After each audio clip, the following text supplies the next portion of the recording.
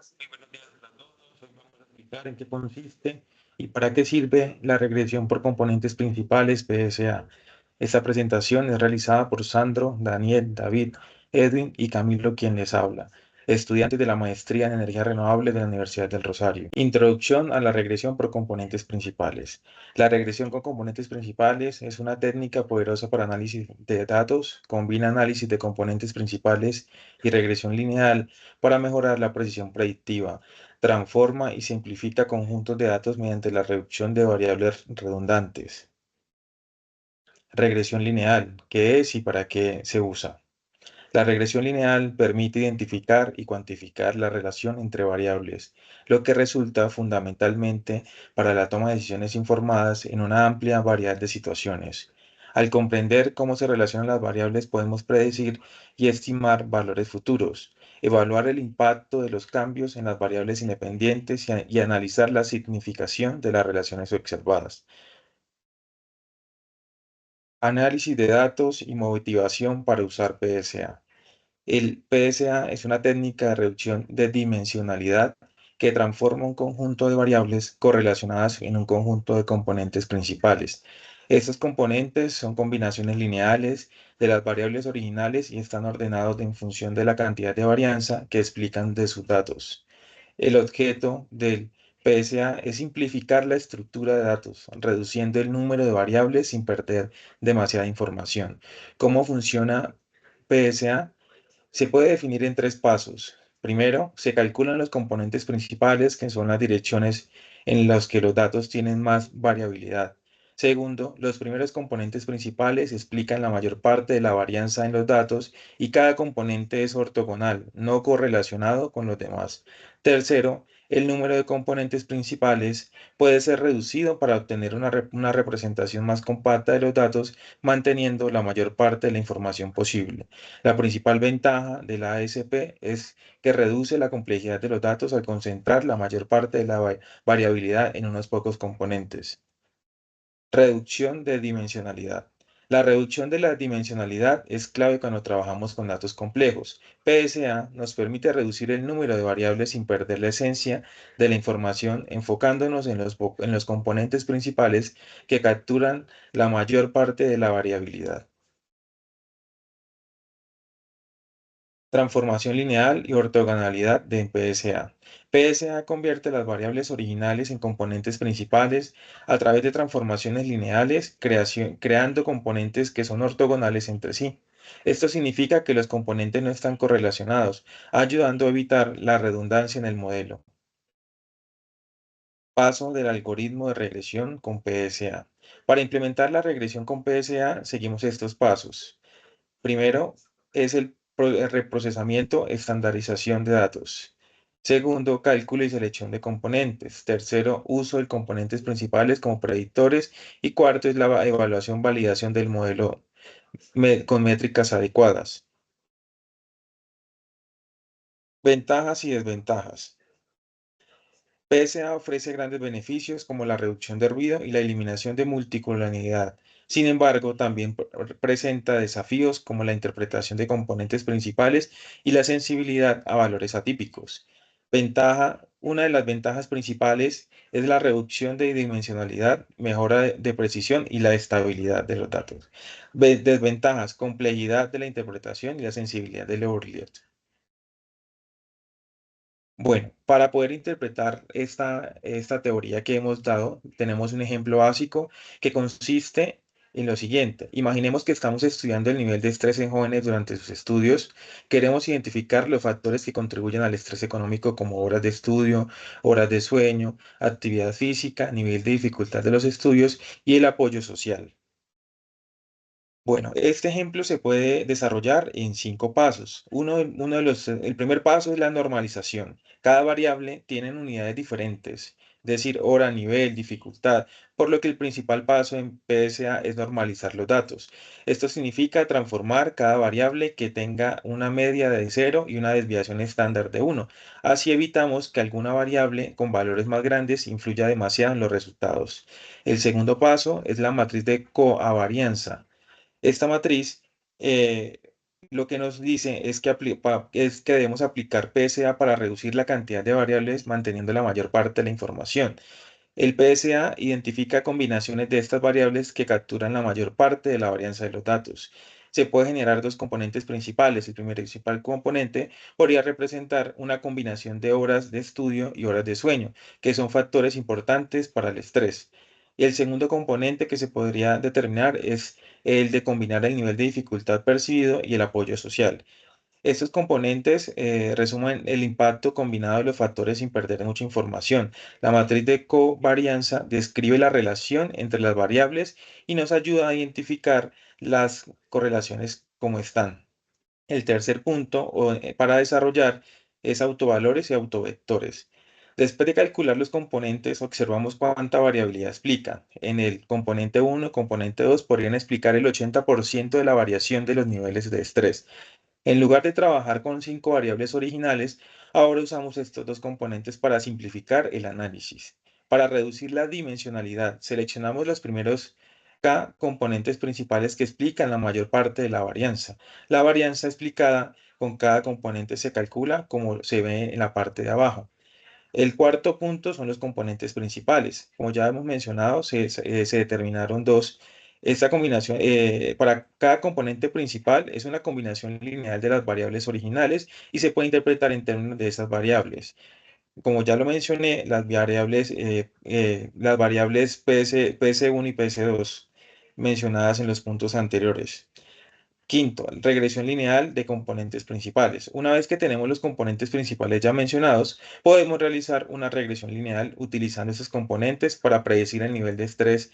Esto nos permite eliminar la redundancia y trabajar con factores más claros, evitar problemas de multicolinealidad, correlación entre variables. En la parte de abajo, ustedes pueden observar, están las fórmulas, cada una tiene un color que representa los pasos. El color naranja representa el paso, la fórmula del paso de la normalización. Color verde oscuro pertenece a la fórmula para la matriz de covarianza.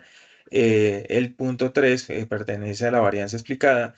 Y el quinto, ¿sí? Como ya seleccionamos los componentes principales, es la regresión y es la fórmula de regresión lineal. Interpretación de los componentes principales. Una parte importante de PSA es la interpretación de los componentes principales. Cada componente representa una combinación de las variables originales y puede ayudar a entender cómo distintos factores influyen en la predicción de nuestras variables de interés.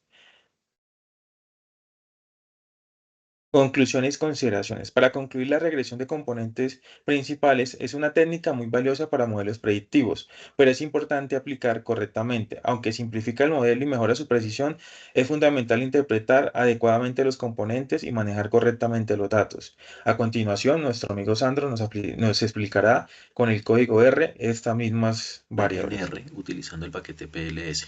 Vamos a explicar cada línea de código y discutiremos los resultados generados. Entonces empezamos con esta línea de código que lo que hace es eliminar todas las variables del entorno cada vez que corramos pues, el código y evitar que tengamos digamos, ruido a medida que hagamos una iteración nueva. Vamos a cargar las librerías necesarias, en este caso Tidyverse y PLS. Tidyverse es para la manipulación de datos y gráficos y PLS pues es para implementar la regresión por componentes principales. Vamos aquí a cargar y explorar los datos. Entonces digamos que acá vamos a utilizar la base de datos que viene incluida en R, que es MTCAR, la cual hemos discutido en clase y pues digamos que ya estamos familiarizados pues con ella. Digamos que corremos acá y pues vamos a hacer un recorderis de la información contenida, que es digamos que para varios tipos de carros, digamos que las variables son millas por galón, caballos de potencia, peso, digamos, etcétera. Ahí tenemos 32 observaciones con 11 variables. Y pues digamos que lo que hace Summary es mostrar un resumen estadístico para cada uno pues, de los conjuntos de datos que hay en cada una de las variables. Sigamos. Y el siguiente paso es ajustar el modelo de PCR. Entonces lo que incluimos es esta línea de código, donde aquí es importante mencionar algo, digamos que a PCR model le vamos a cargar digamos, el modelo donde MPG va a ser la variable de respuesta y las demás variables van a ser las predictoras. Digamos que por defecto, ya, digamos que esta línea selecciona 10 de las variables de las variables predictoras, pero yo pudiera seleccionar, digamos, a mi conveniencia, digamos, algunas de las variables y no todas. Entonces las pudiera yo aquí escribir manualmente para que el modelo se haga ajustado, digamos, a esas variables predictoras que yo seleccione. Entonces digamos que se le va a aplicar al conjunto de data mtcars, y scale igual a otro lo que hace es normalizar los valores o estandarizarlos, donde se le resta pues su media para que la media sea cero y pues la desviación estándar sea 1 y pues que los datos sean equiparables entre ellos. Y validation igual a CB lo que hace es que realiza una validación cruzada. Pues, corremos este código y acá tenemos digamos como unos datos interesantes que nos arroja el summary de PCR model. Digamos que acá básicamente lo que está haciendo es que los datos a los cuales yo tengo las variables predictoras es de 32 por 10 y la variable, digamos, MPG pues es de 32 por 1. Acá se consideran 10 componentes principales, lo que hemos dicho acá de cuando dejamos esta línea de código de esta manera, él selecciona pues, 10 aleatorias, en este caso pues básicamente está seleccionando todo pues el modelo. Y digamos que acá está haciendo una validación por error cuadrático medio. Entonces digamos que vemos que la porcentaje de la varianza explicada, digamos, con dos componentes del 84%, o sea, es decir, ya es muy buena, con tres del 90%, y así sucesivamente. Esto es, digamos, tanto para el valor predicho como para la variable real. Digamos que aquí podemos ver una comparación entre una y la otra. Eh, Vamos a seguir con los códigos para aclarar esta parte. Y pues acá podemos visualizar, digamos, como la validación cruzada gráficamente. Entonces, tenemos dos líneas, vamos a compararlo con el R cuadrático medio y con el R cuadrado para mirar qué tanto de la varianza está explicada con cada uno de los componentes. Corremos esta línea y acá vemos que que el error es muy pequeño ya con una componente, con dos componentes más aún, y pues digamos que hasta tres componentes es mínimo. De ahí para adelante, si seleccionamos más, pues el error va a aumentar. Entonces vemos que de pronto digamos que lo óptimo sería seleccionar dos o tres. En este caso vamos a seleccionar tres de las componentes. Ahora vamos a hacer la validación con el otro código que sería con el R cuadrado para ver la varianza explicada. Y pues acá vemos también, pues digamos, que vemos que con una componente tenemos el 80% explicado, con dos pues más o menos también 80 y aumenta pues como con 3 aproximadamente. Entonces pues ese sería el número óptimo de componentes principales a hacer, digamos, ajustar para ajustar el modelo. Entonces digamos que acá vamos a indicarle precisamente que vamos a seleccionar el número de componentes óptimos, que sería 3. Entonces corremos, ya tenemos este valor aquí cargado.